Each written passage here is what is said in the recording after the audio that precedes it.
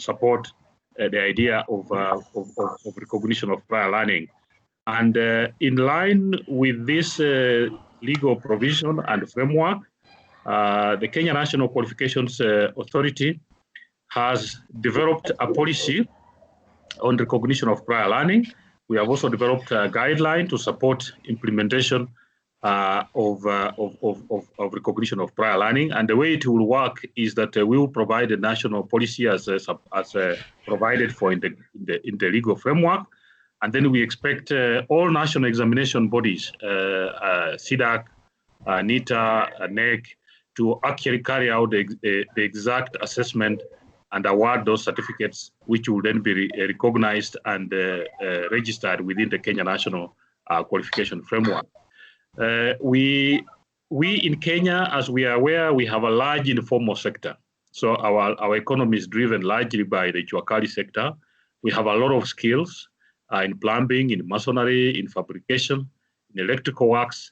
And all these skills, although they are contributing immensely to the growth of the Kenyan economy, we have not recognized them, we have not documented them, we have not certified them, and so they remain largely unknown. And so through this effort that we have at the KNQA, and also with a new project that is funded by MasterCard, the Young Africa Works, we are now joining with our colleagues from Canada, that is Humber College.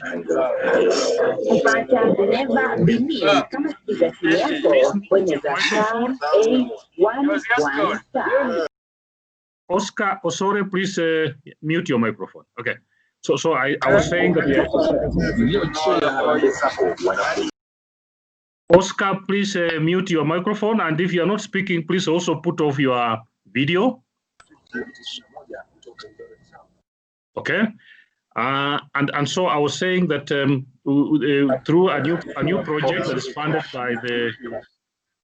by the MasterCard, and we are working with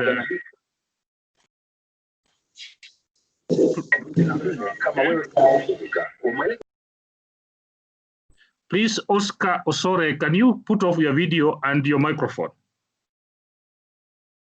Okay, thank you. So through support from MasterCard Foundation, we are working with a number of colleges and also colleges, SICAN, that's colleges from Canada, to implement an RPL project. So we will be in this project, we are partnering and through the support of the State Department for Vocational and Technical Training. We have a number of activities. The project covers a number of other activities, but on the RPL side, the KNQA is taking a leading role, and it will be partnering with the ministry and also with our partners from Canada to support the rollout of RPL within Kenya. So today we are very excited to have this opportunity to be able to launch this project, and so we'll be listening to a number of presentations. We are going to take nearly 2 hours. Mine was to make opening remarks. I now want to invite the chair of the Kenya National Qualifications Authority Council, Dr. Kiremi Mwiria, to make brief remarks, and then invite our PS for Vocational and Technical Training State Department, Dr. Julius Juan, to officially open this workshop. Dr. Kiremi. Yes, thank you. Thank you very much, our DG, Dr. Mukwana, our friends from Canada, Jennifer and John, our team from KNQA, Maindi, and our permanent secretary, Dr. Johan. Good morning. I think it's, I don't know what time it is in Canada, but just to say that this is a very big occasion for us. It's important in many ways. Dr. Johan has already explained.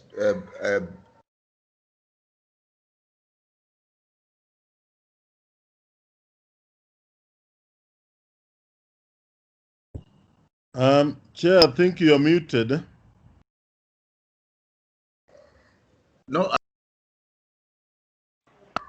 I am not muted. Can you hear me now? Yes, we can. I am not muted. Yes, we can hear you now, but you had muted. You can proceed, Chair. Okay, maybe something happened, but I had not muted, but no problem. I'm just saying that, welcome our friends from Canada, John and Jennifer. our team from the KNQA, and everybody else who has joined us today to discuss this very important matter on the recognition of prior learning. For us, it's an important milestone, given that it affects or benefit a lot of the young people who never made it through school for a number of reasons, but mainly because they could not afford. But that doesn't mean that their talents should be lost, and that's why we are happy to be partnering with the MasterCard Foundation and the colleges of Canada to try to see how we can exploit this best that they can. Without taking too much time, let me take this opportunity to ask, to request our Permanent Secretary for Technical Training, Dr. Joan, to give his opening remarks and welcome, Kenyans, Canadians, and everybody else who is present today to this very important meeting. Dr. Joan. Thank you very much, Chair. Thank you, the DG. As already mentioned, our colleagues from Canada, led by Jennifer and John, the guests, the staff of KNQA. I think mine is very brief. One is to express my excitement at this launch, and to appreciate the work that has been done by KNQA, the work that has been done by our partners at the MasterCard Foundation, colleagues from government, the private sector, entrepreneurs, educators, and the young people who are the main beneficiaries of what we are launching today. I think this is one of the few programs that really make the TVET sector vibrant.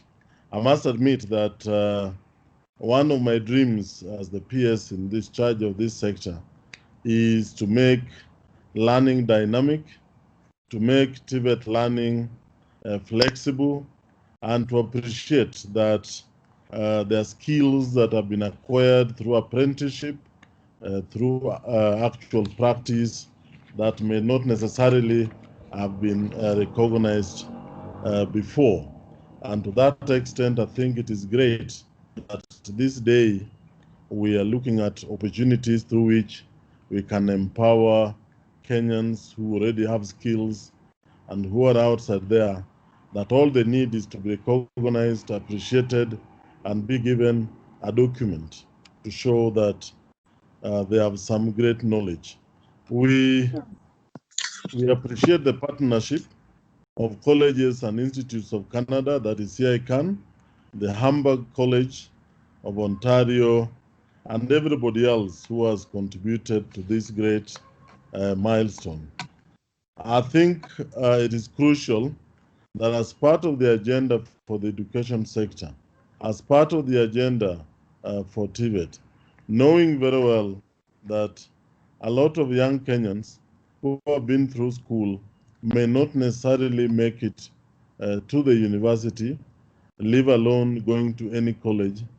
We must appreciate that there are those who will still go to workshops and get apprenticeship, get training, informal training through various locality sector, and in the long run acquire elaborate and very comprehensive skills. And it is important, as already stated by the DG, that after this then the various assessment bodies will be empowered with very clear guidelines on how they can appreciate the skills that people already have. These people contribute heavily to our Vision 2030 and the Big Four agenda, and the skills that they have cannot be taken for granted. I think we must appreciate that just in June this year, we validated the policy document and guidelines for implementation of recognition of prior learning, which was also spearheaded by KNQA. And this was crucial in promoting access, employability, mobility, and progression of fair chances to education to those whom we may consider disadvantaged or discouraged or traditionally marginalized in terms of how we view them within the formal learning sector. And therefore, I think this is the next milestone. And we remember also just the other day when we are launching the KNQA strategic plan, we noticed that the recognition of prior learning is one of the key pillars, is one of the issues that they raised very strongly under the pillar of planning, research, outreach, and strategy and policy. And each pillar spelled out what exactly they need to do and how we can work with them to support this process. So that is extremely critical. Maybe the next thing that I would mention for NQA and all of us is to probably see how we can come up with a clear communication strategy so that this critical and important document that we are launching and discussing today can find its way to the people who deserve to know how we are going to communicate this across the country so that we don't keep it among ourselves, because the Juakali sector and people who already have prior knowledge and skills are scattered across the country. So once we have a very clear communication strategy, how we are going to disseminate to the public, how we are going to make the public appreciate this, I think definitely we'll move on to get them start seeing how they can get themselves acquire the certificates.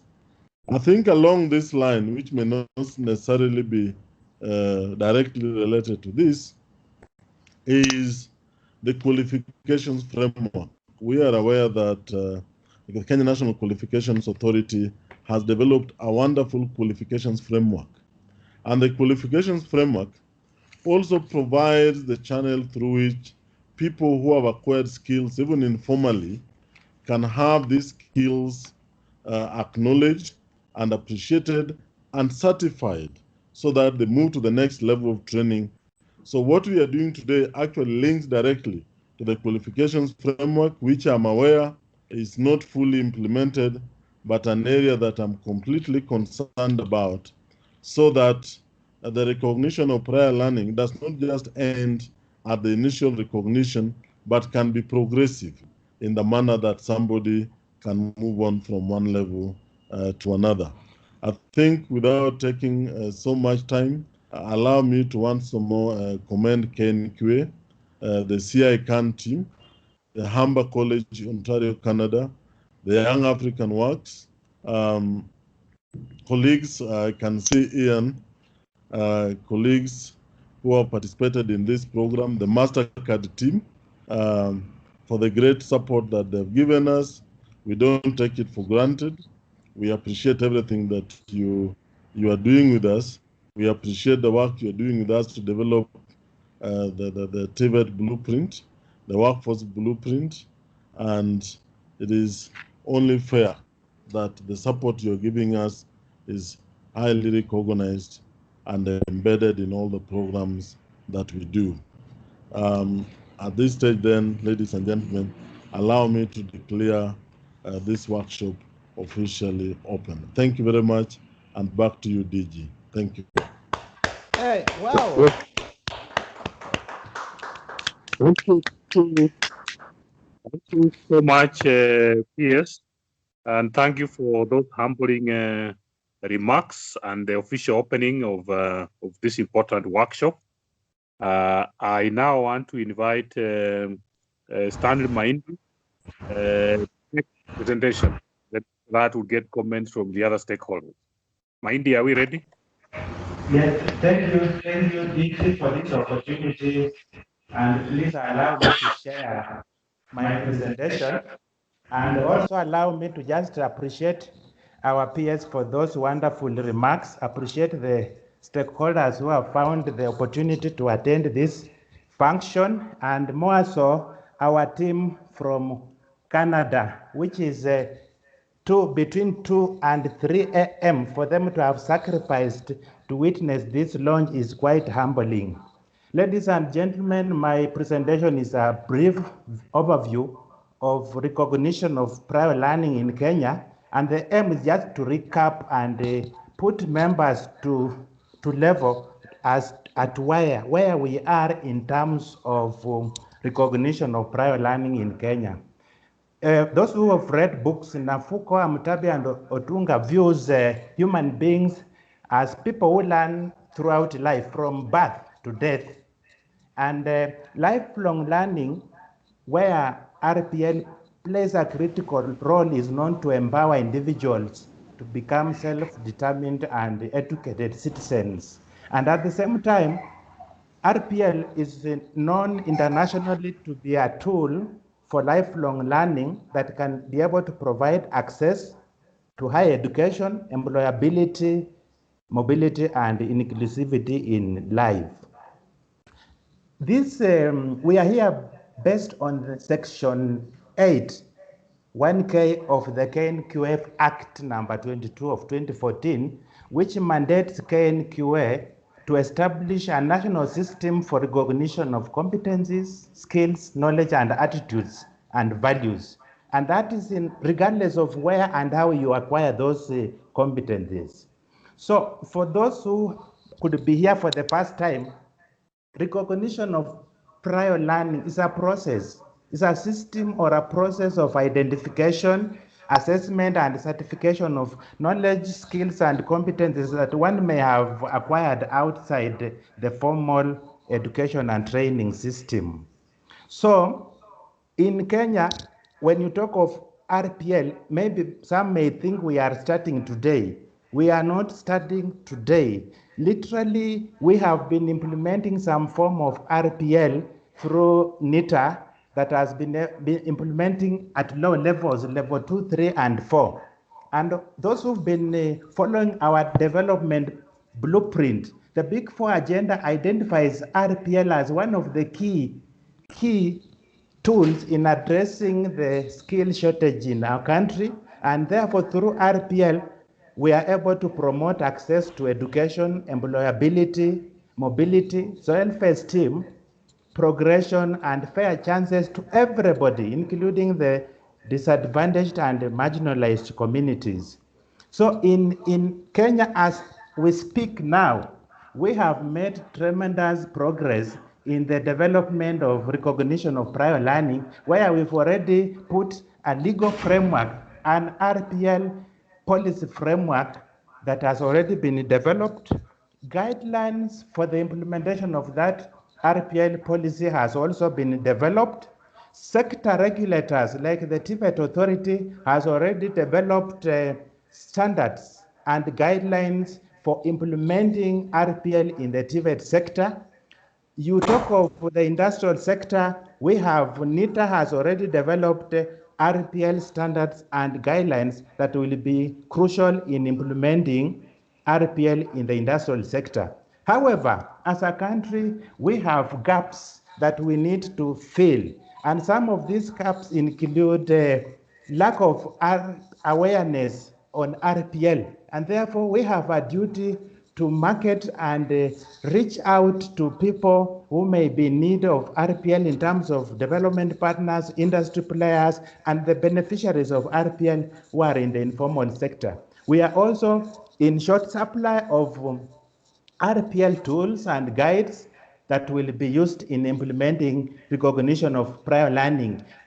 There is also the need to integrate this RPL policy in the existing education and training legal framework, and considering the direction the world is moving, there is also need for us to build RPL digital platforms that will enable us execute RPL processes easily and reach out to a wide range of beneficiaries. And as we move, we are also looking at building our institutional capacity in terms of infrastructure, human resources, who are capable of implementing RPL and also able to bring on board everybody, bring on board all the RPL social partners that are likely to play a role in the implementation of RPL. And finally, there is a gap on the issue of lack of a sustainable RPL funding model that will be able to roll out RPL effectively. And therefore, as a result of these gaps,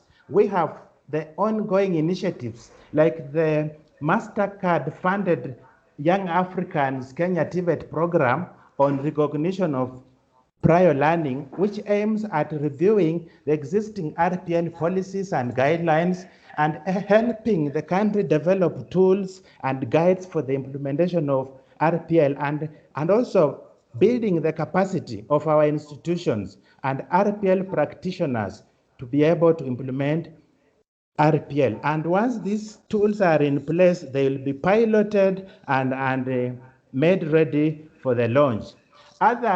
As we move on, the key tools and guidelines that we intend to develop through this initiative includes assessor guides, candidate guides, workplace guides, RPL center guides, forms and templates for application, self-assessment, and skill identification forms and checklists that are going to help us effectively execute RPL processes in this country. Other ongoing initiatives members may want to know is that the development of digital platforms in the management of RPL systems are ongoing. We have a KNQA, GIZ, ILO funded initiative that is in the process of putting up an RPL MIS that will manage RPL systems in this country. And also as KNQA, we have been able to develop a national qualification information management system that is going to play a critical role in ensuring successful implementation of RPL in this country. And therefore, our further input towards this is the development of e-guidelines for learners, clearance and cognition of qualification, and a World Bank funded initiative that is going to go a long way in giving our capacity in implementing RPL. So as we plan to roll out this initiative, there is a proposed RPL institutional mentorship that is built around centers of excellence, and these centers of excellence are our 10 existing national polytechnics and KTTC, plus another 15 TVCs. These are going to mentor further TVCs. Each center of excellence shall mentor 4 TVCs, and each TVC shall mentor 3 vocational training centers, which, as you are aware, are in our devolved units. And therefore, this program intends to roll out with a total of 26 centers of excellence and 75 mentorship institutions, which makes it a total of 101 institutions that will roll out. And therefore, within this setup, this initiative shall build the capacity, train trainers of trainers from centers of excellence, who will in turn move out and train other trainers in our technical vocational colleges and vocational training centers, that they're able to roll out RPL effectively. And therefore, ladies and gentlemen, this RPL horse, with your concerted efforts and initiative, is destined for greatness and shall reach its destination. Thank you very much, Chair, for this opportunity to give an overview of where we are as RPL implementers in Kenya. Thank you. Yeah, sorry, Dr. Mukwana, Bwana Mahindi, and the PS, I lost a little bit because we had a problem with internet, Uku Mombasa, but I'm back on, and thank you, Bwana Mahindi. So I would imagine now that you take. So you, okay, are you through with your remarks, Dr. Muria? Yes, I think I'm through with my remarks. Just to just indicate that I went off for some time because there was a disruption of internet here. Just to say that you know, the speech was by the PS, I think, set the tone. Dr. Bwana Mahindi had explained, has explained how we relate on this program, and I look forward to hearing from our friends in Canada. But before I, just in case I get out of here, or in case we have problems, I like to appeal with regard to this partnership. If already we have not done that, I would like to appeal that we try plan some kind of partnership in terms of training, where our young people from this country who benefit from the program are able to join colleges in Canada, even if it's for a short period of time, to benefit from the resources that are in those colleges. But also, more importantly, as we talk about RPL and young Africans, I realize that in Canada, in the US, in many countries of the North, it's much easier. It's much easier for Asians and and young people from to Canada for work. I hope that through this program, we'll be able to open up opportunities for Kenyans to be able to work in Canada and in the North in general. Thank you.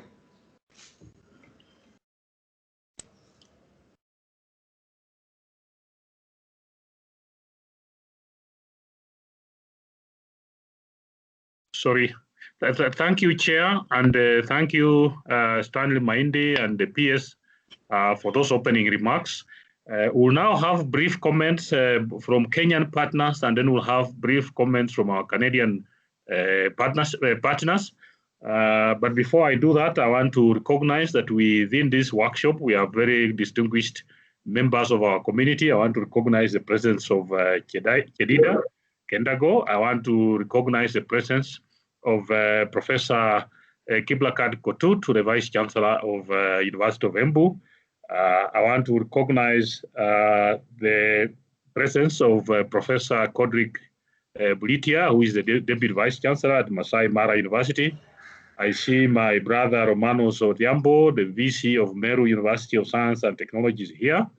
My sister, Dr. Auma Obama, who is running a very important institute in Siaya called Sauti Kuu. I want to really invite you here. Mwenda Kishohi, who is from GIZ, that we are working on to develop a system for automating recognition of prior learning. Our colleagues, I see Professor Elijah Omwenga, the DVC University of Kabianga. And I also see our board members here, lots of KNQA council members, Rosemary Jogu, Heriji Shah, Damaris Mojica, who will be making a contribution. So we are really happy that we have a rich participation from the Kenyan stakeholders, and I'm very happy about this. I will now give 5 minutes to each of the Kenyan partners that will be participating in this process to make brief remarks. I have not seen Dr. Kipkui Langat from Tibeta. Dr. Langat, are you here?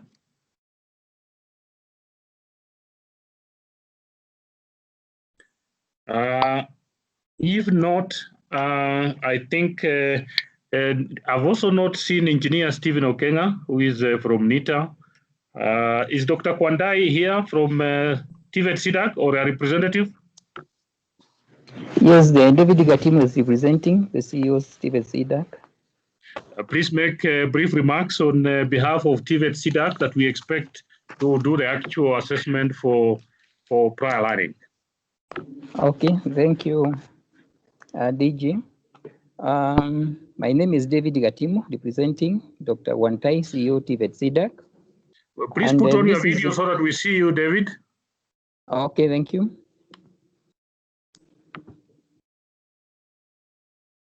You can see now? Yes, now we can see you. Okay, thank you. So the view of TVET SIDAC concerning RPL is as follows, that the assessment for recognition of prior learning, just like the competency-based assessment, will be conducted against occupational standards, which are the benchmarks. And TVET SIDAC has already developed 400 occupational standards for various occupations, which have already been approved, and they are ready or they are available for use in assessing individuals. And then this assessment will be conducted in a registered assessment center. And this registered assessment center could be a training institution or a workplace. So it will be conducted in those two areas, but each one of them, they need to be registered by the council.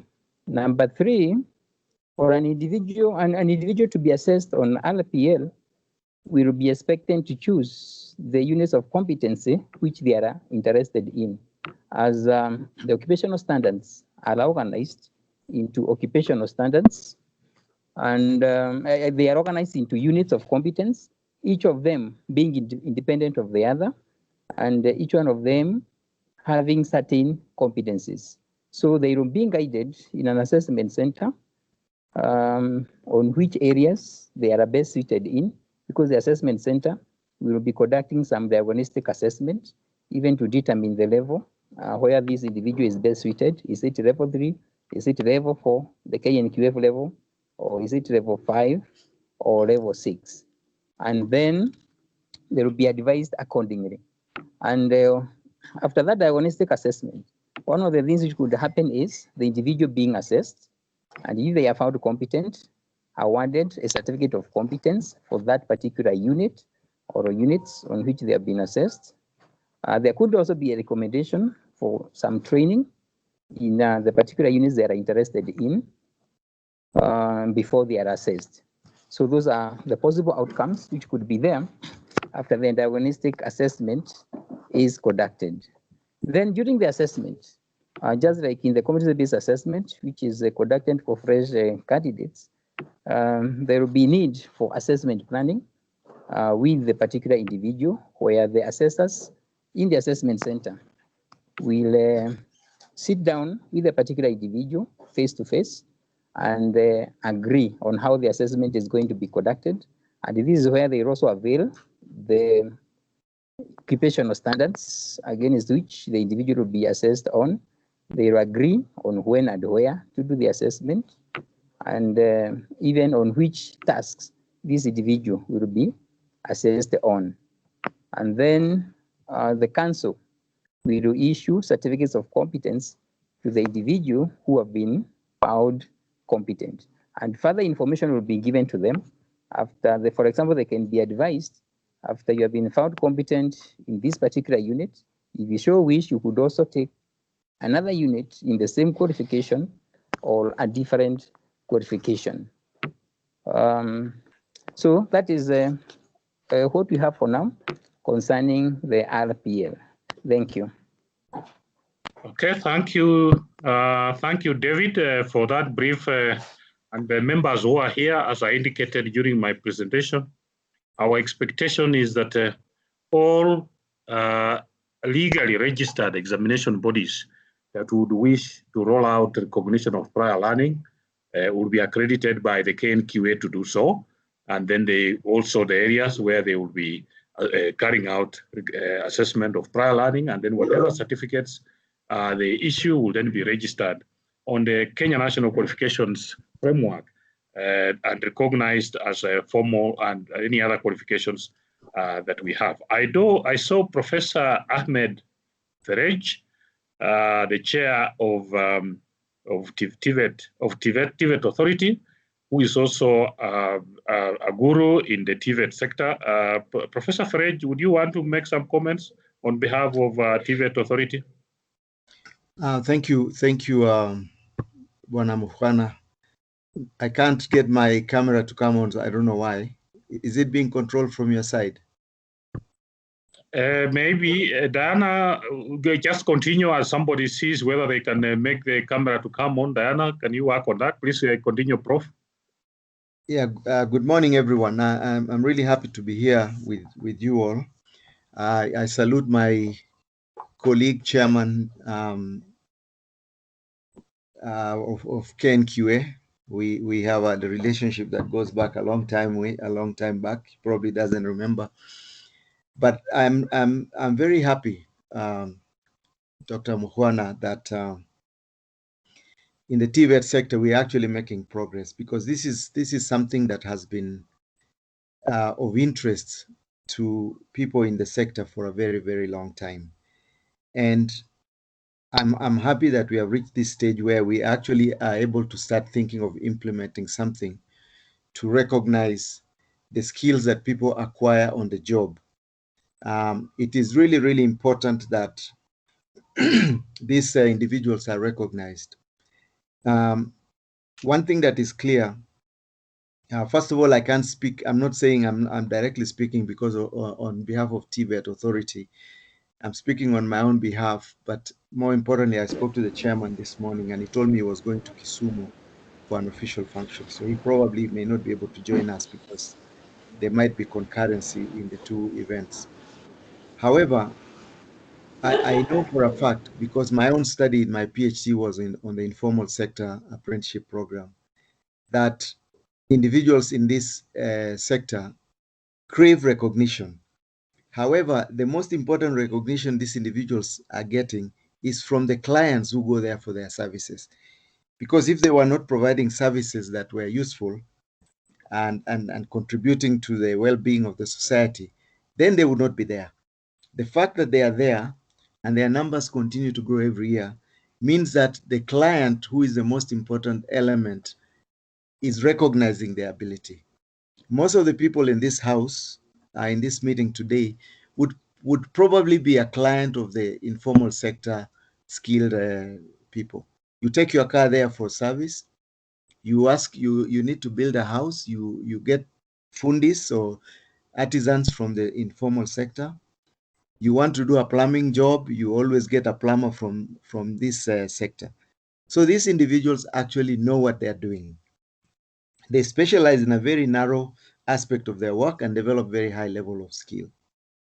However, as time goes on and technology develops, we need to integrate them into the overall system of education and training so that they can be able to continually update themselves in a positive way. And to do this, I believe there is need for very serious flexibility on the part of our training institutions and our certification bodies. Because this individual may come with a very deep knowledge and skills in a very specific area. But the way our curriculum is designed is a lot broader than that. And therefore, it's very hard for them to fit into the system. That's why the trade test system has worked for decades to help give these individuals some form of formal recognition. And I really commend NITA for continuing to provide a trade test route for our individuals. So as we go forward, I would like to say that as we judge these individuals, we should take the context in which they learn these skills. We may be saying they don't have mathematics, but they have never needed mathematics in the job they do. So the mathematics they need, it might be very basic arithmetic. We have to recognize that. They might not need certain skills that we value in, say, a certificate or a diploma program. But these individuals are very good in what they are doing. And therefore, we have to be very flexible in providing them with skills to update or to improve themselves. But at the same time, we must be very cognizant of the fact that there are some limitations on their part, and there is limitations on our part because we want to use the same measuring tool we use for formal sector to measure these individuals who are used to doing things in a very flexible, informal manner. And the two must marry each other for there to be a win-win situation between the informal sector, apprenticeship system, and the formal sector. Thank you very much, Director General, for giving me this opportunity to express my view. Thank you.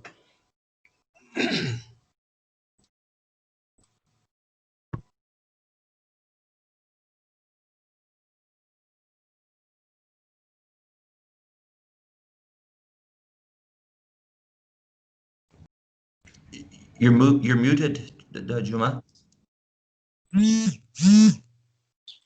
Sorry. Sorry. Yes. I was saying thank you very much, Professor Ahmed Ferej, who is the chair of TVET Authority, and also a professor of technology education at the University of Eldoret.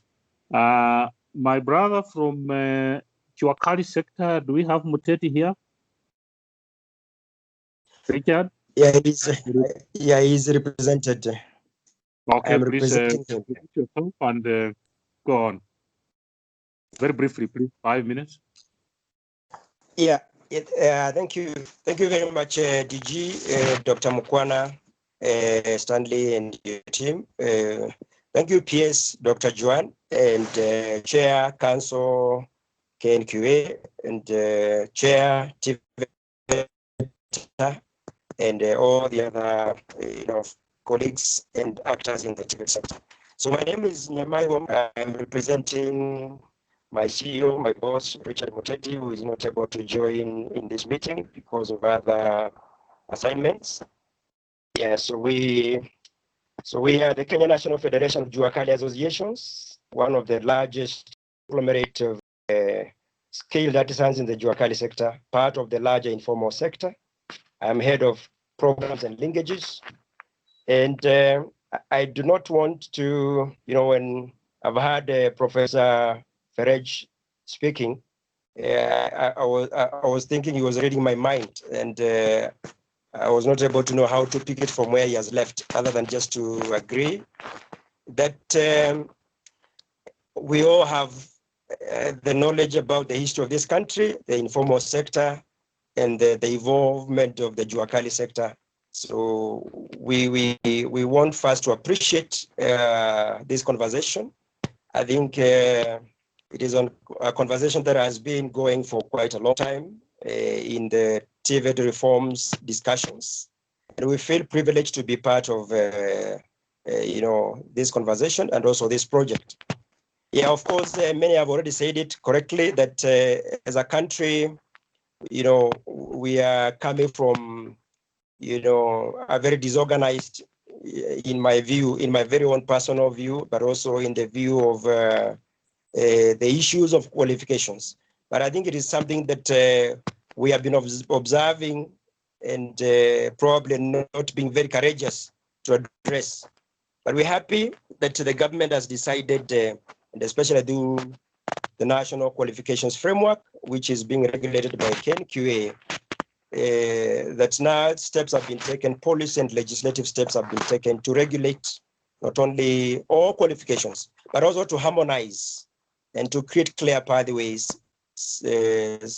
part of which we feel really, considered and well, catered for, and the skilled sub-framework of the Kenya National Qualifications Framework. So just like Professor Ferej just said, I think we are experiencing as a sector, as a Jua Kali sector, we are experiencing something that we are calling, in our own terms, the scramble for the informal sector. Yeah, we see what is happening in the education and training sector, especially the formal education training sector. And we see what is also where we have had a lot of experience, the industry, what we call the industry, but the informal industry, the informal sector. So in terms of, addressing issues of recognition of prior learning, we appreciate the policy framework and the guidelines that KNQA has developed, but we are aware and we have actually participated in other initiatives like this. So probably as we look forward to now diving into the implementation of the policy framework, we want to request, especially KNQA, we have a lot of faith in you because you are the harmonizer. Yeah, we have seen TVET SIDAC developing occupational standards, also in recognition of prior learning, but specifically, generally, issues of the TVET, TVET training, certification, and recognition or awarding of certifications. So we are probably at a point where we need a lot of guidance, because as some may have already indicated that our home has been neater because this is purely industrial training. But we see the formal TVET sector coming up with all manner of standards, all manner of, regulatory and guidelines, to also speak to us. And we are finding a bit of fatigue, as Professor Fereja said correctly, that our environment is completely different. We have seen people wanting to train the Jua Kali sector, the Jua Kali artisans, most of whom are actually graduates of the infamous or the village polytechnics, which were actually examination centers for NITA. And therefore, after grade 3, after grade 1, for those who may have gone up to grade 1, probably they did not proceed. But so the progression, we have seen a lot of proposals, for education and formal education training institutions saying that they want to help us to progress and our members to progress from where they left. But this is 30, 40 years down the line. So you want to teach us theory or formulas and all this kind of, knowledge and skills.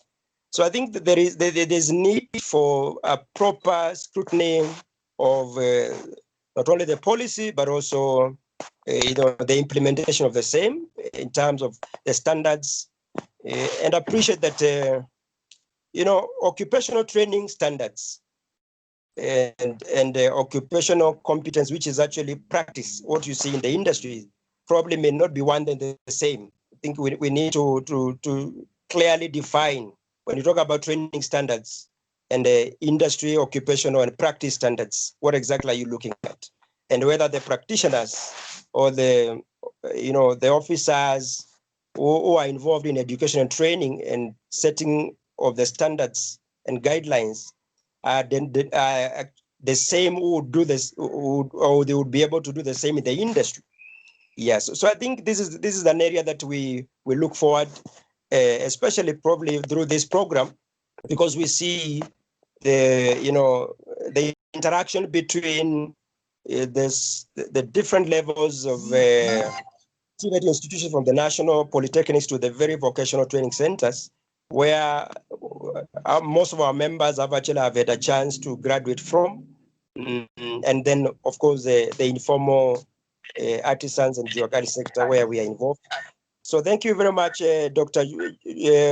Mukwana, all the actors, the PS, of course the chairs, and we look forward to engaging. We are more than ready to hit the road and experience exactly how this is going to play. Thank you very much indeed. Okay, thank you, Nyamai. Thank you very much, Nyamai, for bringing in the Juakali perspective. And as you can see, we are trying in this process to work with everyone, because we appreciate that this is a new way of doing things. And definitely, it's important that we carry everybody on board as we develop these policies and guidelines. And also, we are lucky to have our partners from Canada. So we are also not just doing this as Kenya, but also learning from international best practice, so that we can lay a foundation for a program of RPL that will stand the test of time, that will have quality assurance, that will give candidates a value for money. I want to close remarks from the Kenyan counterparts. Do we have Gloria Mutungi or a representative of KATI here?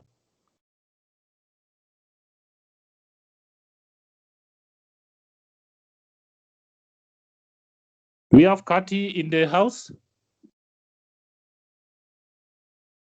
If not, I want to recognize the presence of Daniel Hale, the regional manager for MasterCard, who is with us. We're really privileged to have you in this meeting. And I was going to ask if you are able to make brief comments, Daniel. Sure. Thank you very much. Can you hear me okay? Yes, we hear you. Great. Thank you very much. I've been listening very keenly. I'm really excited to be part of this workshop, and just want to recognize again, Dr. Juan, again, your presence and your leadership, always very inspiring. So I enjoyed listening to you and the remarks you shared at the beginning.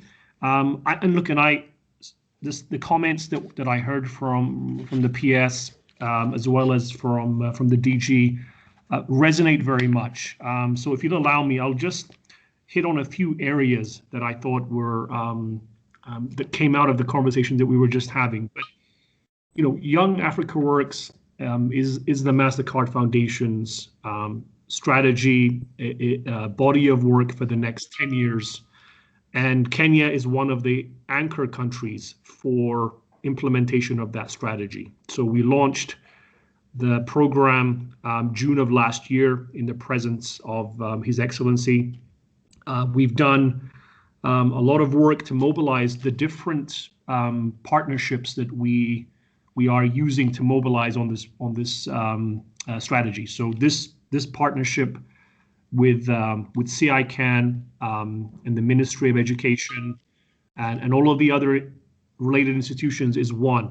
We have other partnerships that we've also mobilized in different segments, different thematic areas, all with a view of supporting young people here in Kenya to access dignified work opportunities. So whenever we land on the subject of TVET, and then inside of that, this notion of recognizing prior learned experiences to enable young people that pathway to employment. Now we're at the very, if you will, this is where the rubber meets the road, is the way I like to think about it.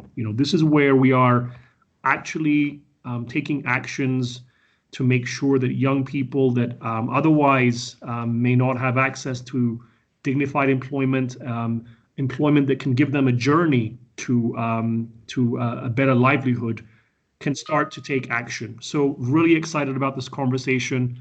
I know we're just at the beginning, but I also know that the disruption that's been caused by COVID has played a role in the speed of mobilization when it comes to this program. But again, thanks to the work that we're seeing from our colleagues at CICAN and their partners, we're starting to gain some momentum.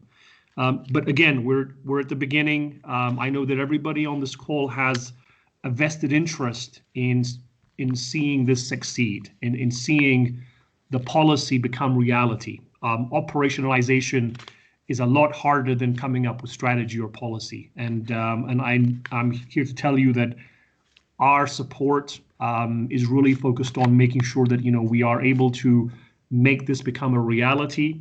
Again, listening to the reality that's being faced by young people on a regular basis, whether it's here in Kenya and we work across the continent, especially over the last 6 months, makes this an even bigger imperative. So I would just encourage, again, all of us to keep the end goal of, again, the young people that have to be supported, that have to be enabled in mind as we go through this work.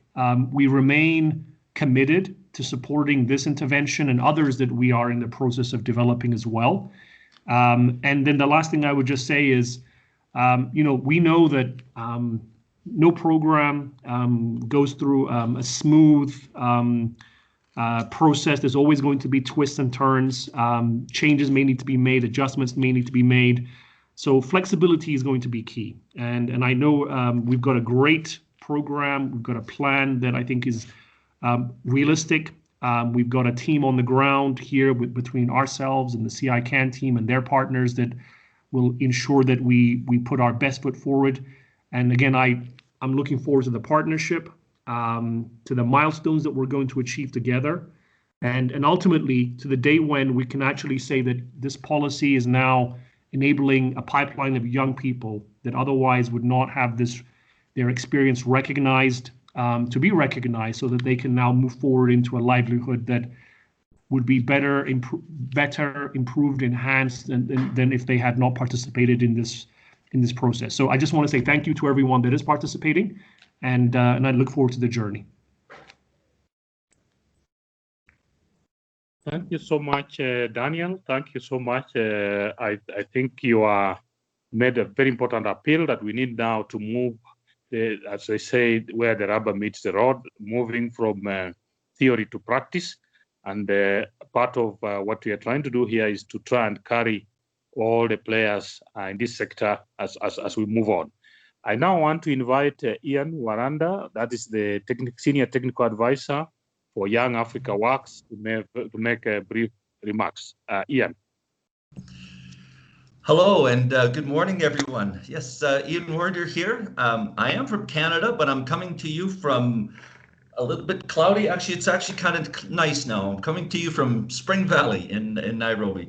So I'm the Senior Technical Advisor as part of Colleges and Institutes Canada. I'm located here now as part of this Young Africa Works in Kenya project. I do have a few slides to go through, and shouldn't be overly, I hope there's enough bandwidth. There's a lot of construction going on in the neighborhood right now along Waiaki Way, and I think they disturb the Safaricom lines now and then. So hopefully, hopefully you can you see the slide there? Yes, we can see. We can see. Oh, excellent. Thank you very much. Okay, so briefly, yeah, my name is Ian Warrender. I'm with Colleges and Institutes of Canada. I am a Funde Omeme from Canada. I'm an electrician by trade. I also hold a Master's of Education in post-secondary curriculum. I'm also what you call an engineering technologist. I specialize in industrial automation and instrumentation. I have over 20 years in heavy industry and construction. And the last 15 years I've spent specifically in the TVET sector. I was a college instructor in Canada and also the head of department there, the chair of the electrical trades training department. So I'm with Colleges and Institutes Canada. We were founded in 1973. We are the national and international voice of Canada's colleges, the CEGEPs in Quebec and all the polytechnics. We have over 150 member institutions, and it's that expertise that we draw on to fulfill and operationalize many of the initiatives that we do overseas. We have a presence in Kenya through the Kenya Education for Employment program, KEFEP, and we're also very well integrated into other sub-Saharan countries such as Tanzania, Mozambique, and Senegal.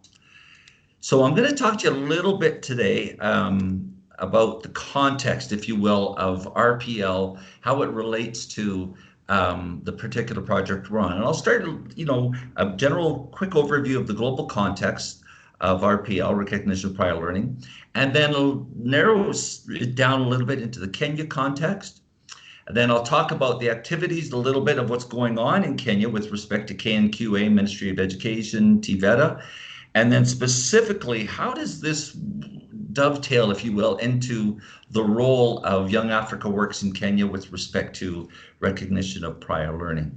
So from the big picture, what is RPL all about? And we've touched on that briefly already. This is the global kind of perspective of recognition of prior learning, and that is due to a lack of appropriate qualifications, there exists a large proportion of people, particularly young people, who face severe disadvantage in getting decent jobs, migrating to other regions, and accessing further education. Even though they may have the necessary knowledge and skills, the recognition of prior learning process can help such persons acquire a formal education that matches their knowledge and skills, and thus contribute to improving employability, mobility, lifelong learning, social inclusion, and self-esteem. I think that really captures it well from the International Labour Organization.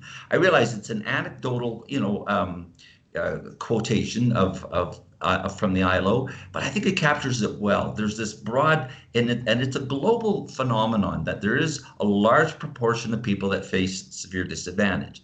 Now let's zoom in a little bit onto Kenya. Why recognition of prior learning in Kenya? And why is it specifically an acute problem? What makes it an acute problem, particularly in Kenya?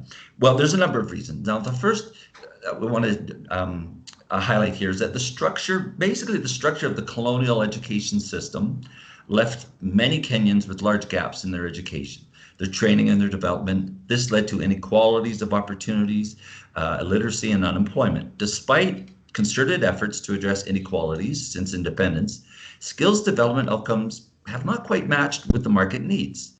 Enrollment in vocational schemes still remains low. At the same time, institutions, we're still seeing a high dropout rate in many of our technical training institutions. As well, youth going through formal apprenticeship do not always get certificates upon training.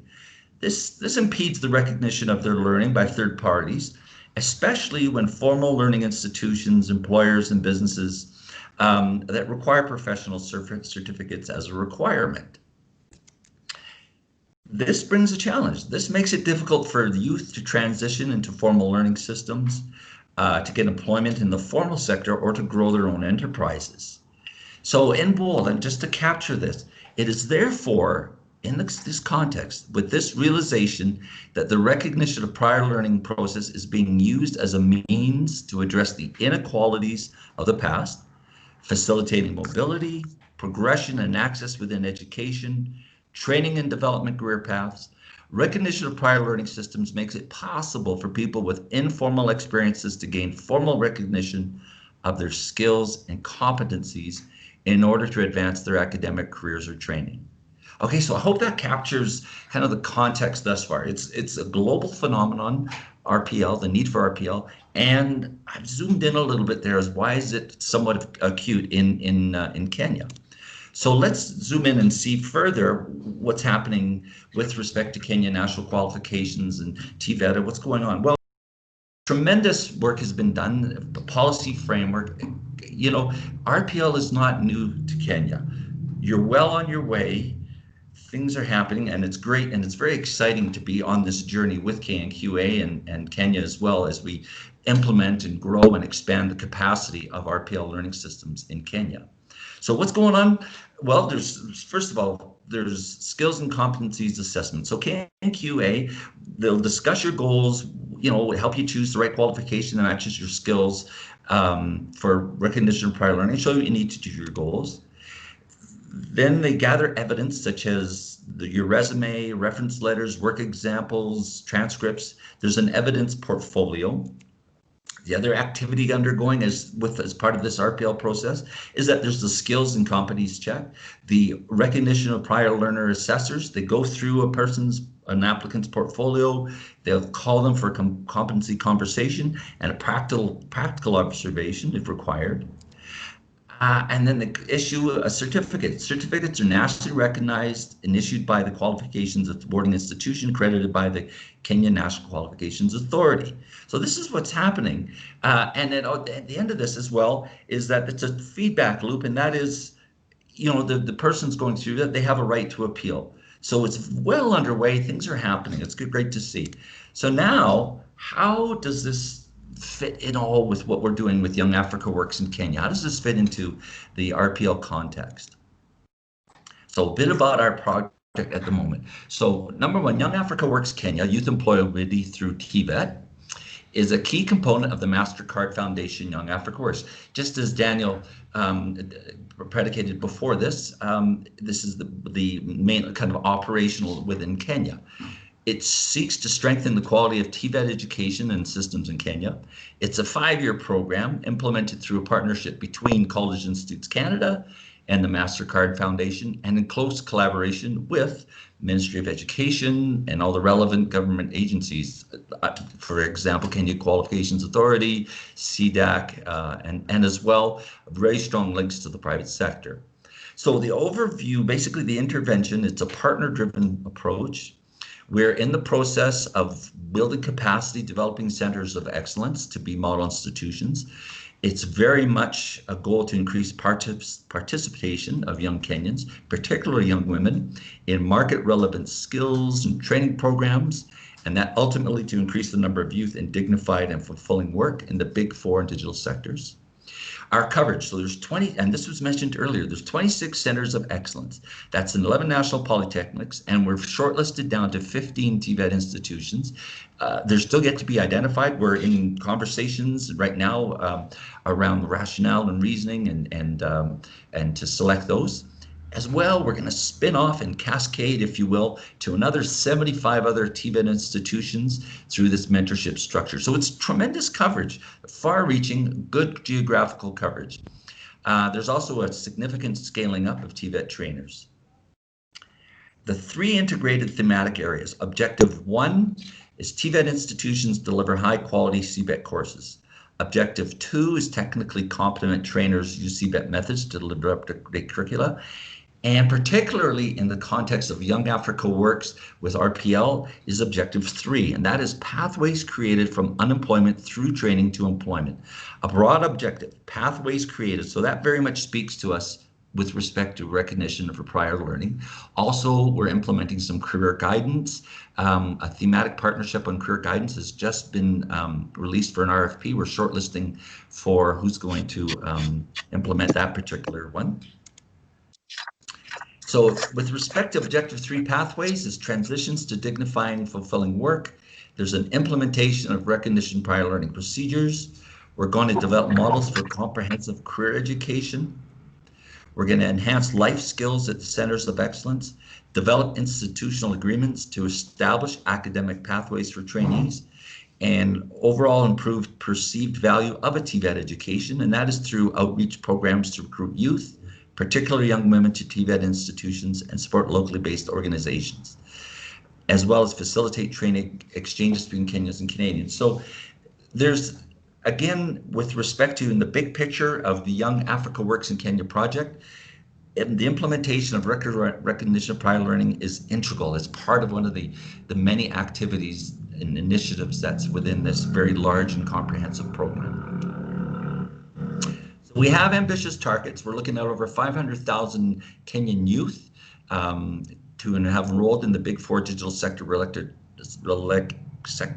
courses at the Centers of Excellence by 2025. We're looking at over 250 of those trainees to find jobs or potentially create their own businesses.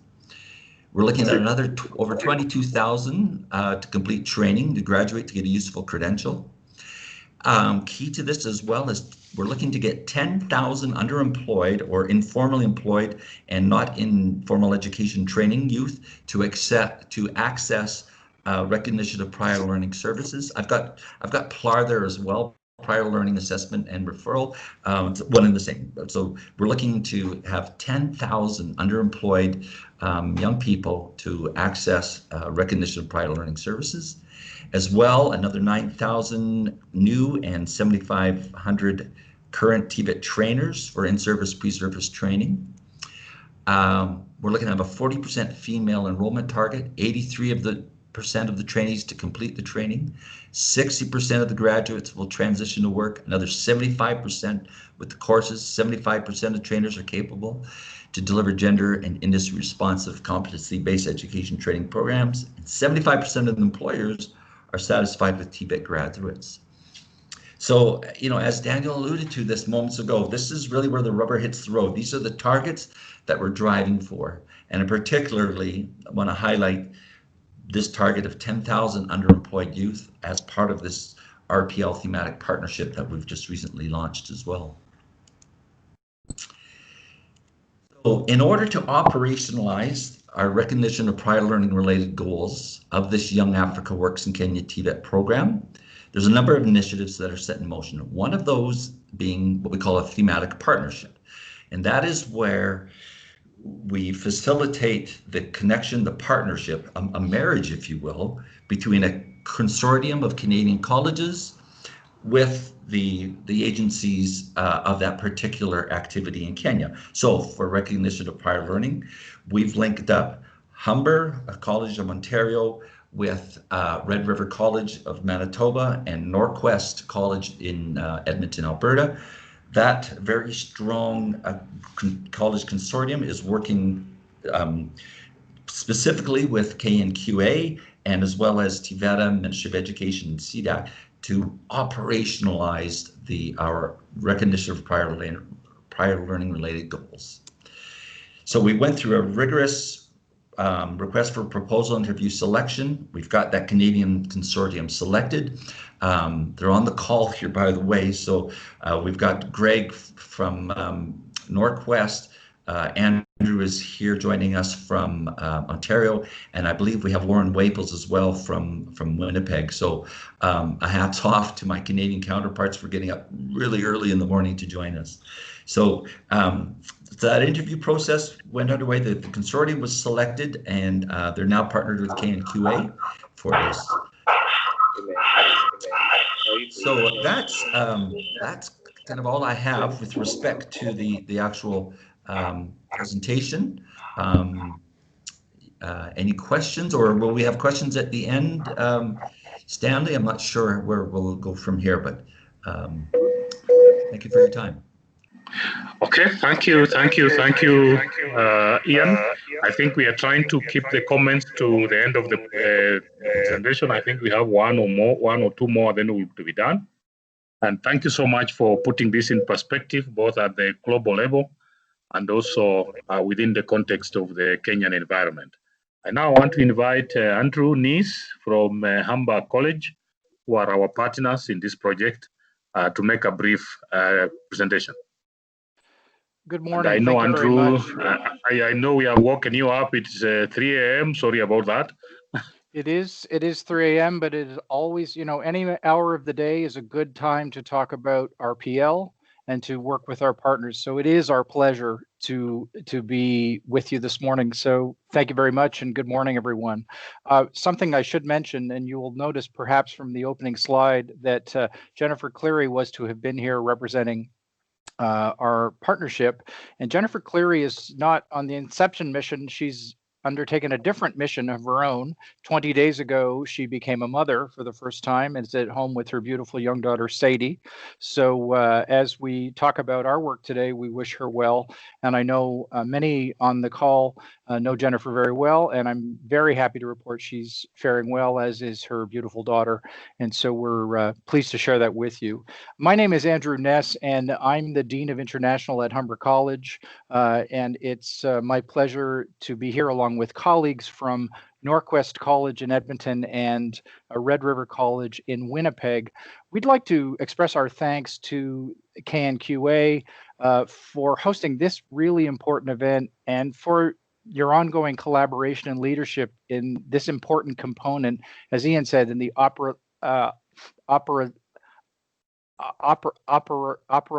pardon me, it is 3 a.m.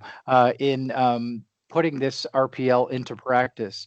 We'd like to recognize as well the leadership and vision of the MasterCard Foundation to the TVET sector that they brought in Africa. We feel very fortunate to be able to contribute in meaningful ways towards the success of this large vision. And of course, the engine of our collaboration is our colleagues at Colleges and Institutes Canada, Ian and his team, and we're thankful for their ongoing leadership.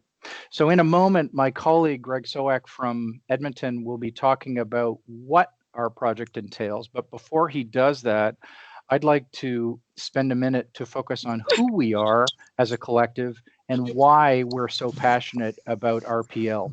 I mentioned this earlier, and I think Ian mentioned this. Humber is in Toronto, which is a large city. Red River is in Winnipeg, and Norquest is in Edmonton.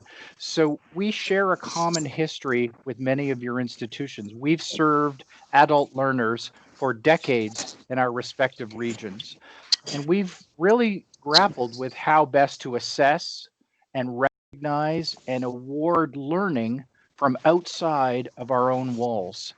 We have systems that we've developed over the years that we're excited to share, build on, and adapt, and learn from your systems to provide a best fit solution for RPL in TVET in Kenya. And we're passionate like you are because we recognize in our two countries there are many thousands of learners who haven't followed a traditional educational path, and they deserve access to the same opportunities as students who have taken that path. So we consider it to be an honor to be part of the advancement of these systems in Kenya, and we look forward to the ongoing collaboration. So with that, I'd like to introduce you to my colleague, Greg Soak from Norquest, who will talk more about the details of what the I'm not even going to try that again. Our work plan will look forward to. Greg, over to you. Well, thank you very much, Andrew, and thank you for your remarks. Warm greetings, partners, colleagues, and friends from the middle of the night, from freezing cold Edmonton, Canada. I want to begin by asking if you can see me and hear me. I assume, yes. Well, good. Yes, we can see you. We can see you and hear you. Fantastic. Yes, we can hear you. Yes, we can see you. Excellent. So thank you very much for your time. My name is Greg Soak, and I am an International Project Officer at Norquest College and a co-manager and subject matter expert on the Young Africa Works RPL project. I've worked as a college and university administrator for most of my career, and in these roles, developing RPL systems and contributing to advancement and formalization of RPL in Canada have been a consistent focus of my work and a professional passion, if I'm honest. Back in April, when Humber College invited us to partner with them in Red River College to submit a proposal for the Young Africa Works Kenya initiative, we were really honored. And when we discovered it was a project related to RPL design and implementation in Kenya, we became thrilled and extremely motivated. What an amazing opportunity. The next couple of months, though, were pretty challenging, but highly productive and very rewarding. We worked extremely well as a team. We developed a thoughtful, well-informed, and fully achievable project proposal, even amidst the challenges of working from our homes and across 3 time zones.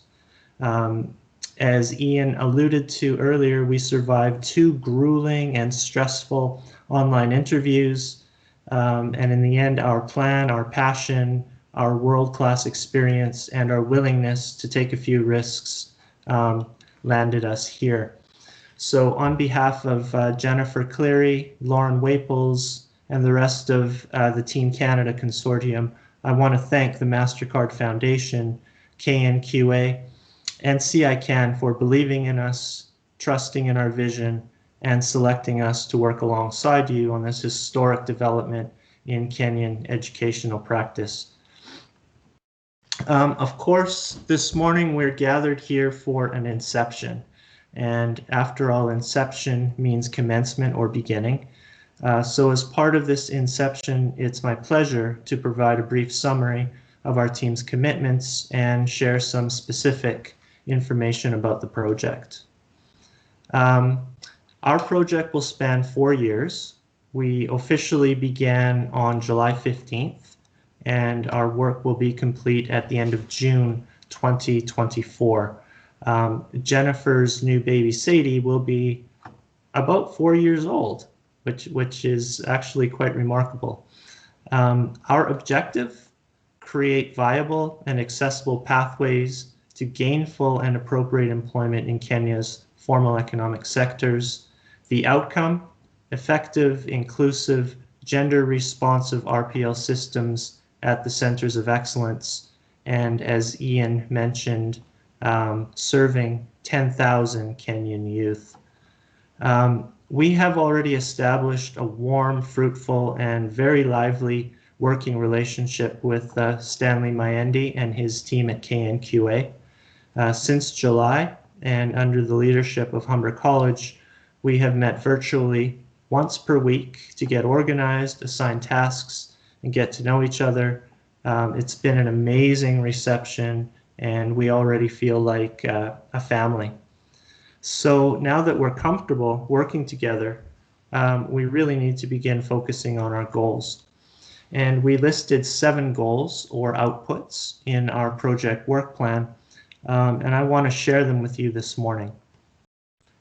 So output 1 is a situational analysis on the current status of RPL in the Kenyan TVET sector. And I'm pleased to inform that this output is already well underway. For example, team members Alfric Bagon and Dr. John Osoro have already prepared a comprehensive labor market analysis to inform our project work. All output 1 activities are set to be completed by December of this year. Output 2 will be forums and meetings organized to engage community, industry, and TVET education stakeholders on RPL initiatives, policies, and standards. And by the way, this very inception mission is a product of output 2. And all output 2 activities will be complete by the spring of 2021. Output 3 is a package of RPL tools and guidelines developed, piloted, validated, and disseminated. The products of output 3 are scheduled to be completed by December 2021.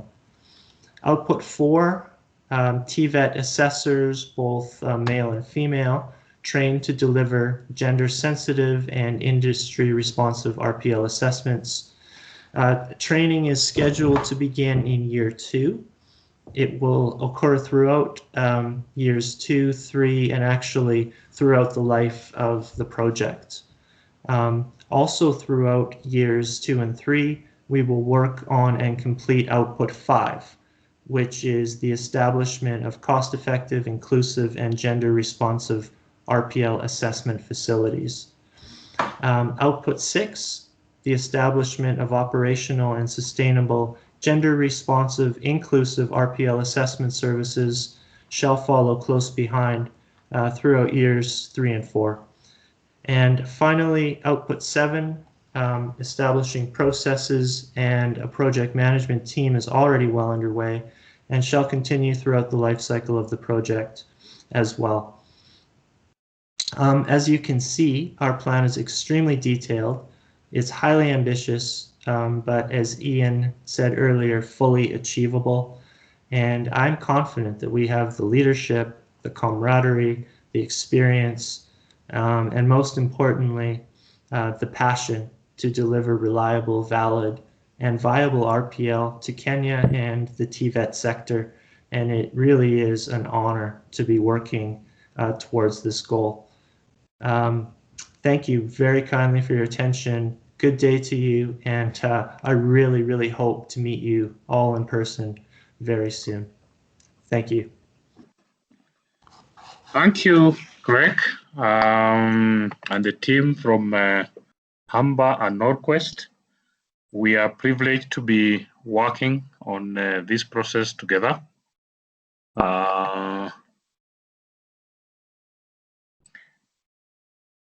At this point, I think I want to invite comments from participants. Sorry, Amy.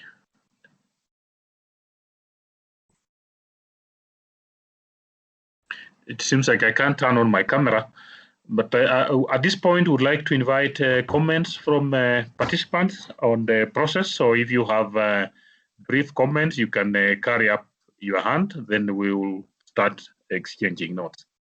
Can I just say a word? Yes, Karibu PS. Thank you very much, DG, and everybody else who has made comments. I think we've had some very good presentations, and listening keenly, I feel very happy at the enthusiasm, the commitment, and the focus that we all have on transforming TVET and skills development in this country. Allow me to thank Daniel for sparing time to be with us and make his comments. He's always very keen on the engagements that we do have. I want to thank the team from Canada at 3 a.m. I think it was very exciting also to hear from them and the plans that they have for our engagement. And before I exit, allow me to thank the KNQA board. I liked the discussion and the points that came out of Dr. Farej in the sense and highlighting the fact, and also came from the Jokali sector team, that basically as we move forward, we must appreciate that the assessment that will be given to the team should definitely be different from what we do in our formal setting.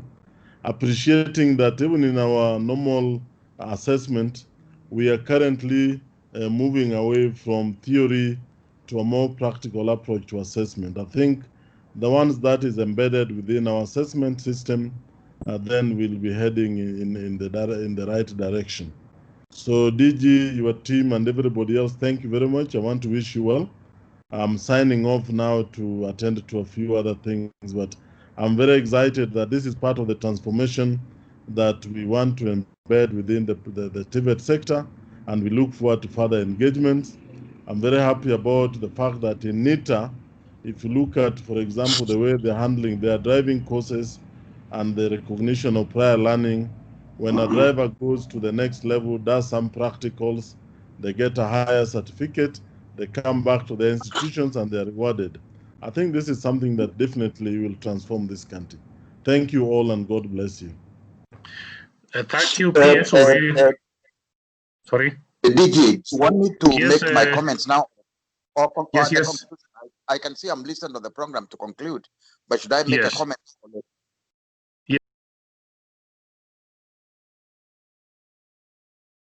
Yes, DG? Yes, please continue. But I was, because on the program, I'm listed to talk last. Do you want me to talk now or last? I think Joey should come last. Maybe now that the PS has just spoken, I think it will be appropriate for you to speak now. Then as we go to the general discussion. Yeah, very well. Thank you very much, DG. Thank you very much, PS, and the team from Canada, including the MasterCard team. This is a great project, and I think we have great collaborators to get this job done. But there is something I found missing, and I keep on making this point. I will repeat it again. It's okay to train our young people. It's okay to prepare them for jobs. But we also need to realize that training in itself does not create employment. Therefore, as we train, we also need to look for opportunities in Kenya and beyond. Now, part of the unemployment problem of our young people is that it's much more difficult to find jobs here. But from my own experience, I'm talking about global, this global world. I know there are opportunities in Germany, there are opportunities in Canada, there are opportunities in the US. For me,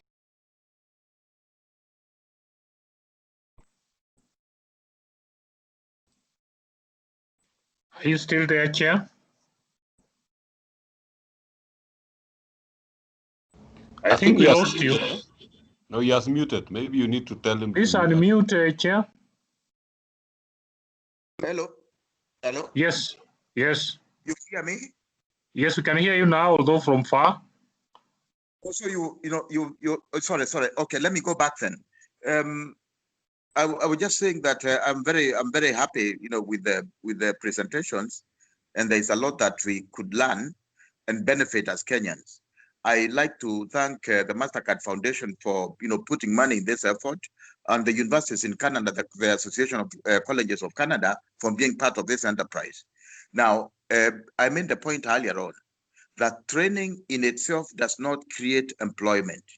It's okay to train our young people, but if you don't have enough opportunities for them to be employed in this country, and yet, and at a time when we are talking about the global village and opportunities out there, for me, the greatest benefit of this project, apart from training Kenyans to find jobs here and in the region, is to try to have a plan through the MasterCard Foundation and the Canadian colleges to open up opportunities for our young people in the north. I get disappointed. In Canada now, I know they have. I saw a report that they will be admitting like 1 million workers from the rest of the world. But I can tell you from my experience, in Canada, in Germany, they are much more welcoming of Asians and other nationalities.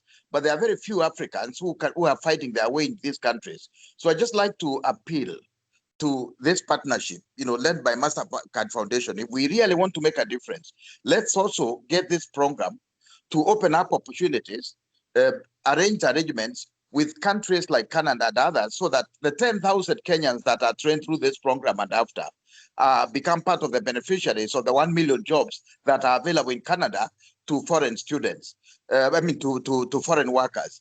It's one thing to, for us as, for donors to spend money training young people and so on, but I think we also need to walk the talk. And walking the talk is opening up opportunities and, ensuring that Africans and Kenyans can benefit from opportunities in Canada and Germany, those countries that other nationalities are benefiting from. So this is really my appeal, and I hope that through these qualifications, as we recognize learning, we can work with the colleges to recognize these skills of the people that have been trained here. So one benefit that the Canadian organization colleges can do for us is to see how the qualifications that are recognized here are recognized or equated with qualifications in Canada, so that our young people can also enter that market. Many thanks.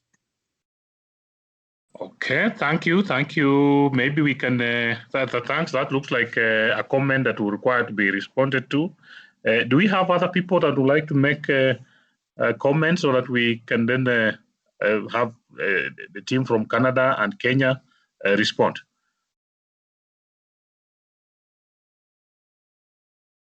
I'd like to comment. Yes, please go. Introduce yourself. This is Auma Obama from Sauti-Kuu Foundation. Can you hear me? Please proceed. Yes, we hear you. Proceed, Yes. Daktari. I have two comments. One is something that I didn't hear, or maybe I just missed it. I heard little or no discussion about training of trainers, because I think we have an issue with, I think I can put on my video. I think we have an issue with having trainers to actually train these young people. So I would like to know what is the plan around training trainers, and not people who get trained in the technical colleges and polytechnics who then go out and start training just because they know the trade. But I'm talking about pedagogy. Where are we training trainers to be able to train? So that's my first question. The second question is really a comment with regards to what the earlier speaker said with regards to employment and training abroad.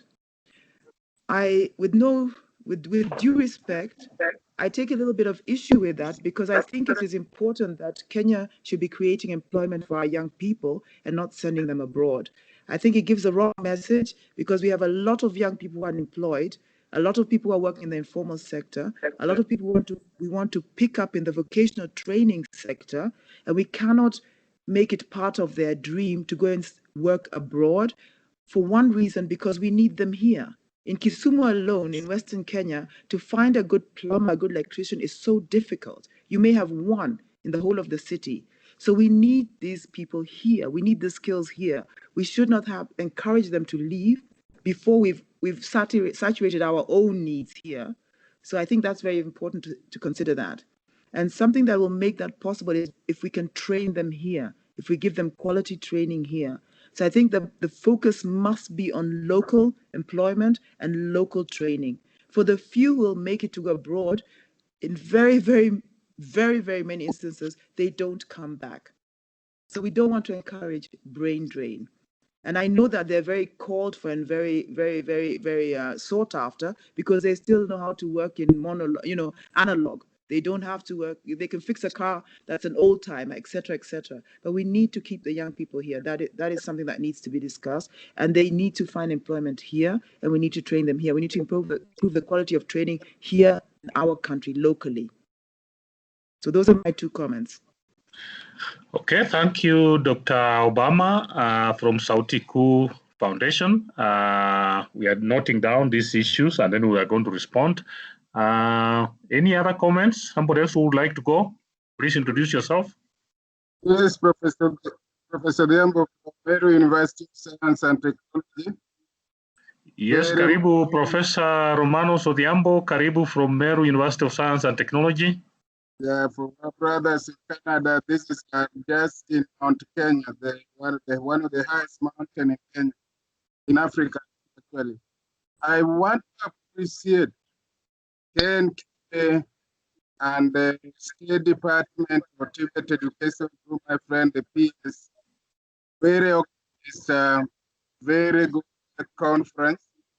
Talking about RPL is something that time has come. As Kenyans, Africans, as the whole world, is something really we need to embrace and run with it. At Meru University of Science and Technology, we are keen in partnering with this kind of interest, all the stakeholders in this. We have a TIVET director, which has been accredited and registered by the I can't see who is carrying the hand. I can't use my video. Oh. Are you able to hear me? Yes. Yes, and we are very keen to work with all the stakeholders in really pushing this agenda forward to the KNQA framework, all people. And so my comment and my session is basically to tell all the stakeholders that it's not just the Tibet institutions alone. University of Technology, like Meru University of Science and Technology, through the Directorate of Tibet, is here and willing to cooperate all the stakeholders. We are all working so that we can work together in making sure that this new dream really grows. Thank you very much. Thank you so much, Professor Romano Odhiambo, VC for Meru Science advanced technology. And we know that you have a lot of practical activity programs that would benefit from this. And as indicated, we have developed the national policy for RPL, and the TVET authority has customized that to the TVET sector, which I know you will benefit from. And NITA has also developed standards for customizing it within the industrial sector. And we are working with CUE so that they can come up with the standard for the advanced sectors. That's the way it's working. Let me invite David Ungoya. Please introduce yourself and make comments. Thank you very much, Bwana DG, and your team for giving us the opportunity as Kenyans to come up with noble initiative to help our people. My name is David Ongoya. I work for ABMA Education as the country manager, and I've really enjoyed the workshop. And my question is that apart from most of the speakers on this forum are concentrating on technical side of the business, and if you go to our parastatal, state corporations, and government agencies, we have so many people who are handling, let's say, clerical duties in the procurement, in warehouse, and such kind of careers, and unfortunately they have never had the opportunity to go for further learning, to go and specialize in the careers that they have. And me as a participant, as an interested person in this sector, I will wish that all members and everyone that is listening to me, we come up with an initiative to help these other people, maybe through the trade unions, through the Federation of Employers, such that we not only look at technical skills, but we also look at people who are handling specialized work that can help us bring these skills on board. Thank you very much, Bwana DG and Kenya National Qualification Authority. Okay. Thank you, David, and I'm going to respond. Ivy, please introduce yourself. Thank you so much, DG, Mr. Mukwana. My name is Nancy Olo from Ramogi Institute of Advanced Technology in Kisumu. Number one, I would wish to first appreciate the efforts of KNQA. This is truly a viable collaboration between the training institutions, that is TVET. SICAN has been so much on the front line to do with issues on gender. And I want to believe this is the right way to head. This is the right way we are going. And for some, number two, I would wish to ask whether these courses are going to be linked to the industry, because sometimes we could be training people, and at the end of the day, they are trained, just like one of us said, they are trained and then there's nowhere they're heading to. Or we are trying to say we want to improve employability, but at the same time, they still end up not getting jobs. So this comes at a point when we need to really want to do a lot of partnership between the industry and the TVET institutions, so that as we collaborate with the industry is also able to be part of the training. I know CDAC has that component in the CBET curriculums, and I believe that as we are going to do that, I want to believe that also this collaboration through the Young Africa Works, we are going to have a situation where the students or the trainees can be trained for a season of time. For example, maybe like maybe 2 terms they're in college, and or maybe 2 months they're in college, and the next 1 month they're in the industry. And that means we need to collaborate with the industries that we have within our regions. And most probably, if possible, even if we could even have signing of MOUs done between the industries and the institutions. For example, in a situation where we are talking about maybe something to do with ICT, can we collaborate, or can we have Safaricom be able to train our trainees as well, or even Airtel or even Telcom, so that they capitalize their work as they work together with the industry. They'll learn more, and also they will get to know what really is on the ground. You know, sometimes you could teach what is being taught theoretically, but practically it's not applicable. And then secondly, it is a good idea that we through SICAN we are going to integrate GTA, that is gender transformative approaches, in our training to ensure that more women are enrolled in the STEM courses. We have this kind of gender stereotyping that is still it has not been clear. As much as we are saying we want to reach to a level of gender equality and equity in Kenya, but there's a point at which we have not been able to achieve some of our goals because our young girls are still left out. They're still doing the gender stereotyped courses. And I also want to just make a comment on something that I had, that we have some trainees who have graduated, and we have some people outside there in the community who have been trained on certain areas, but they have not been certified, or rather they don't have certifications, and that makes them not be able to join formal sector, or rather join formal education for them to be able to pursue this. And this is where I think KNQA is going to really do a good job on this, so that we are able to bring those ones who have done tailoring in some of these smallholder enterprises. They have been trained either in some tailor farms, but they don't have certificates. We could easily engage them into our training institutions so that they also get certification, so that we allow them also to be able to advance through the progression pathway. Thank you very much. Okay, thank you for that comment, and we are going to respond. Damaris Muhiga from Kotu, I had requested that you speak before, and I think you are not here. And Damaris is also a council member of the KNQA. Please proceed.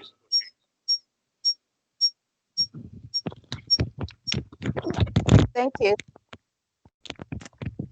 Thank you, DJ. DG, and thank you, everyone. I've been following the conversation. I joined 5 minutes late, but I've really benefited from the conversation. I'm a council member with KNQA.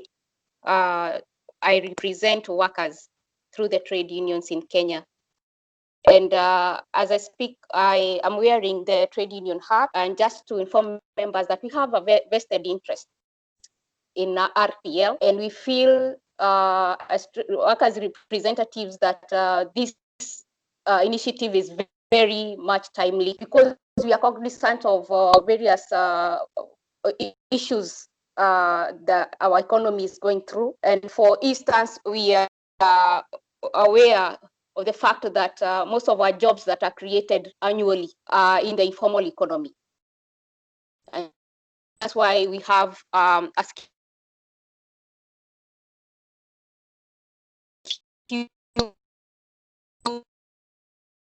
our concern as trade unions is that once these workers are in the informal economy, we do have decent work, we have poor working conditions, we have deficits of social protection, and we also have issues of skills that have been gained but have not been dignified through certificate. We are aware of a survey that was conducted this year by the Ministry of Labor, our mother ministry, on informal sector skills and occupational survey. And there was a recognition that we have 33% of workers that are in the informal economy have skills, but these skills have not been recognized, have not been certified. And these are issues that we are very much interested in addressing. We are very much aware that once workers have not, they have skills and these skills have not been recognized, then they have an unequal job opportunity. You take a mechanic who has informally gained his or her skills, but then if they were to present themselves to Toyota Kenya, yet they are very skilled as a mechanic, they will have an equal opportunity with a similar qualification from elsewhere. Yet in the economy, we are aware that we have an issue of unemployability of our young graduates. Therefore, we feel our feeling and we are cognizant of that. This program, the RPL, it has come at a timely season. So that we can address all these issues. I also listened to one of our colleagues from Canada, And they mentioned that Kenya has been flagged of as a country that has a relatively high proportion of needs. That is youths that are not in education, they are not in employment, they are not in training institutions. And these are issues that concerns us all. And we have an opportunity to address it through the recognition of prior learning. Therefore, our commitment as workers representative and as trade unions is that we are going to contribute to this initiative through publicizing the initiative, making sure that we take part in creation of linkages between the various institutions and stakeholders that are relevant in this journey. We are also committing ourselves to increase advocacy for capacitation of the full qualifications framework and institutions that are relevant in this journey, and also advocating for proper coordination of this initiative, and especially on skills development. So that is our interest, and that is what we are anticipating in this space that we have been operating. Asante sana.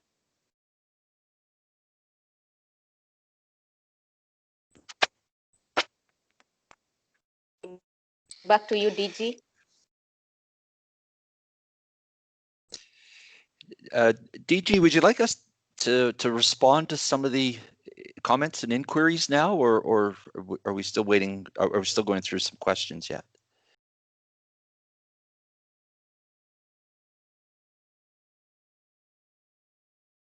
Did we lose the DG? Hello, DG, did we lose you? I think it's low. Maybe they can just respond.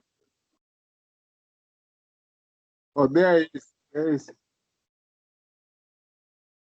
Hello? Maybe Dana. It's muted. He is muted. You should unmute.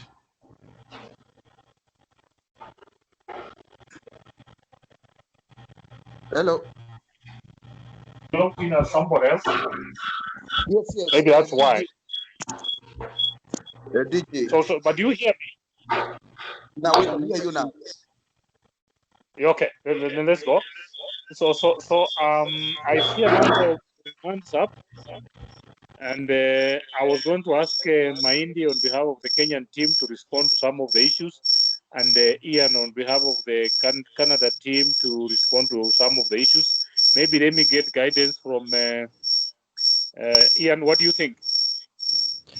Yeah, I'd like to speak to some of the comments that have come up. I think there's just some clarity and things that might help with you know, to elucidate some of the concerns and comments that people have. So if you don't mind, could I go ahead then and provide some of the response to that?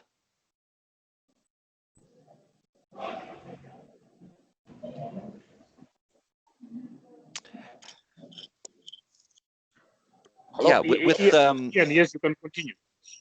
Yeah, okay. So with respect to the first comment, I think it was Muriel. I think when we're talking about training youth potentially for to work overseas, that's a question that I think is more suited within the immigration context rather than education, although there is an overlap there. I will say that Canada has a population problem. It's an underpopulation problem. If Canada doesn't continue immigrating, we won't reach the kind of goals that we want to. We're a small open economy. Like we said, it's a big country, no people, and so immigration is key to it. It's not a key cornerstone of this Young Africa Works project, though, and that is not to train young people for them to find jobs in Canada. Rather, our focus is much more on building the capacity within the domestic, within the Kenyan population. So, with that, then, there's some comments as well that came up around training young people for employment. And it's specifically the training, the programs that we do that we'll implement are decided upon through a pretty strict criteria and rationale for what programs we will endeavor to develop. Right now, we have an organization on the ground in Kenya that's doing a very detailed rapid labor market survey. They're taking in all the socioeconomic context throughout the country, and from that information, we'll be able to decide, be able to make a good, clear, well-reasoned decision as for which sectors to particularly pursue. Compared and contrast, or at least within the context as well of the Big Four agenda. So, manufacturing is likely will be addressed. I had a good conversation with Kenya Association of Manufacturing yesterday. We're involved with other builders and contractors as part of the housing construction. That's another one of the Big Four, as well as food security, agro-processing, and then that also crosses over into manufacturing as well as for food manufacturing. So we have a very strong criteria when it comes to selecting and building capacity in institutions. It's very much industry led. We have an industry linkages officer full-time on this project with us who is responsible for ensuring that those linkages between industry and the institutions are made. Yeah, so there was there was a comment with respect to gender. Gender is, of course, is a cross-cutting theme. We have a number of initiatives. We have a gender and youth specialist full-time as part of our project team. She's just completed her gender strategy for this Young Africa Works project. That strategy has been vetted through MasterCard Foundation, as well as our experts back in Ottawa and at Colleges Institutes Canada. So that gender strategy is in place. Everything we do in this project is through a gender lens. Are we exercising gender equality in everything we do? When we analyze projects or programs that we're going to implement, they always have to be through the gender lens. It's in our DNA of what we do with this project. One particular thematic project that has just recently come up as well is ensuring that there's safe places for women in institutions. So we're going around to a lot of the institutions as a baseline assessment to see what kind of services are available for young women, such that these are safe places for women, for young women to attend. Another thing I'd like to address that came up as well is that there was a comment that there hasn't been much discussion on training and training of trainers. Well, you have to realize this RPL thematic partnership that we're talking about today is one of 10 partnerships that's underway right now. One of the other partnerships we have on the go is a pre-service and in-service teacher training thematic partnership. Much like the RPL, we've taken a Canadian consortium and we've partnered them up, married them, if you will, to KTTC and the Ministry of Education, and that is to develop capacity in Kenya's trainers with respect to being able to design, deliver, and maintain competency-based education training systems. So there is a tremendous emphasis as well on training trainers. So I hope that addresses some of the questions that came up. I know there were some more, but I just was taking some notes while it was going on, and I hope I've responded to some of those inquiries. Thank you.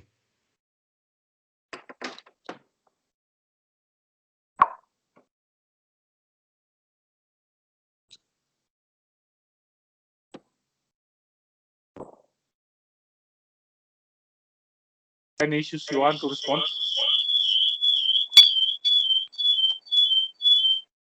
DG, can I make a comment? Yes, please. Yes, you can hear me? Hello? Yes, please continue. Yes. Now, let me respond to the points that have been made by both Dr. Auma Obama and Ian on working in foreign countries. I am a nationalist and I like our young people to work here, but I'm also realistic.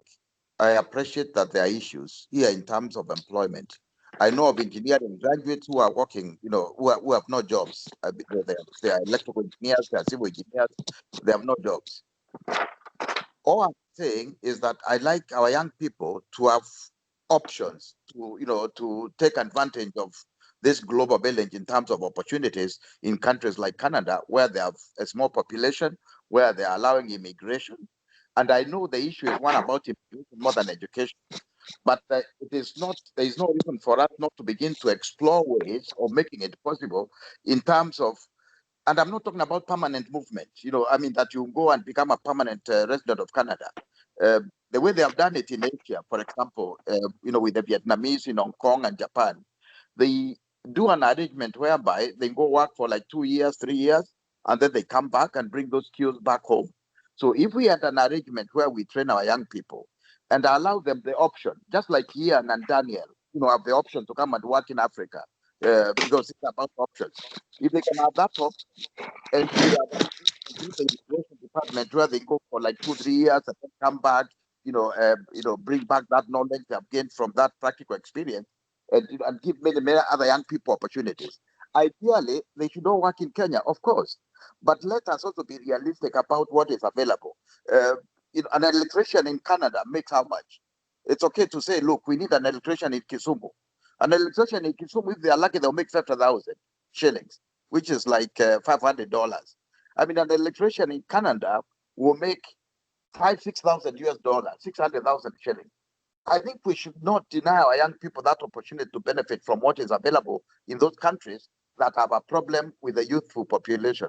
And I really hope that through this program, maybe a second phase of this program, we can begin to do negotiations that will allow our young people to take advantage of those opportunities, even if it's to go out there for 2-3 years, come back and have an arrangement where we are sending sets of young people. In fact, that kind of training, through hands-on experience also in those countries, can be extremely beneficial in this country. But I don't think we should give it up. It's one thing to talk about foreign, brain drain. It's a nice term. I mean, but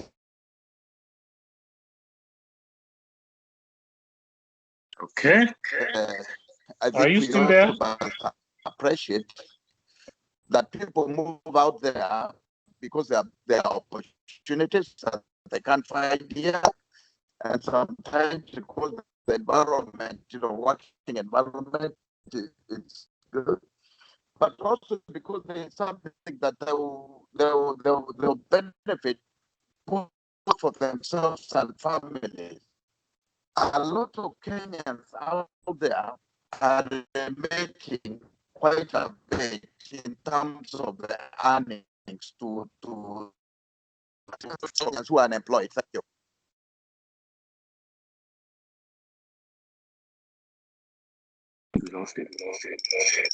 I think we have lost Dr. Kilemi. Maindi, do you want to respond to some of the issues?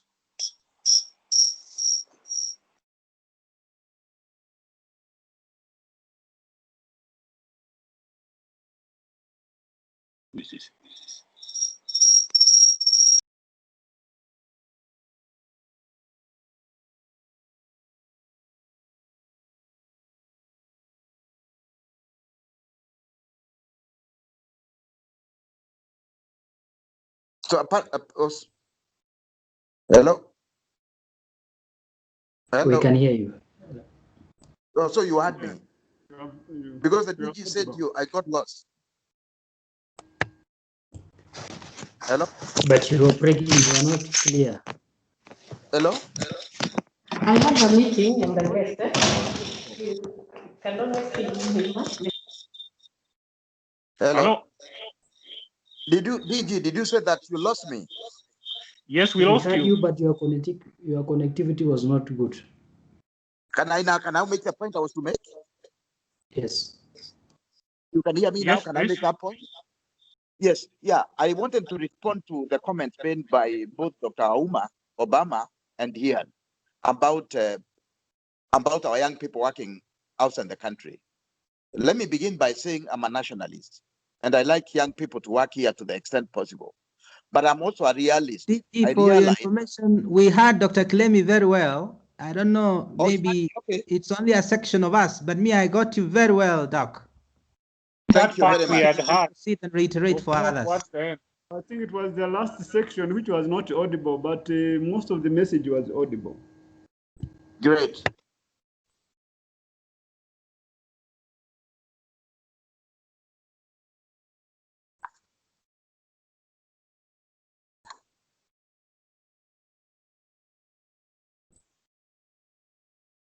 I think, can we listen DG, to can I Apollo? make one comment?